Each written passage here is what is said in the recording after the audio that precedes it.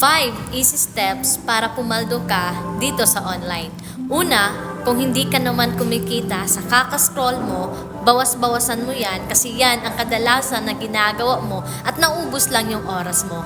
Pangalawa, stop mo muna yung pag-engage kasi kahit anong gawin mo, walang pumapaldo sa kaka-engage. At pangatlo, bawas-bawasan mo ang kakababad mo or kakapanood mo ng mga videos kung hindi ka naman connected.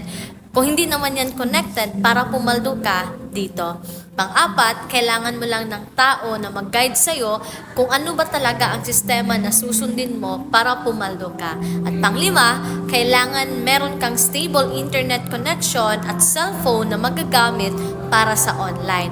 Para mag-guide kita, sundin mo lang ang mga sasabihin ko, i-like mo itong video na ito, i-comment mo kung saan location mo ngayon, para mapansin kita at last, i-follow mo ako para ma-notify kita every time na may mga bagong upload ako. See you may inbox!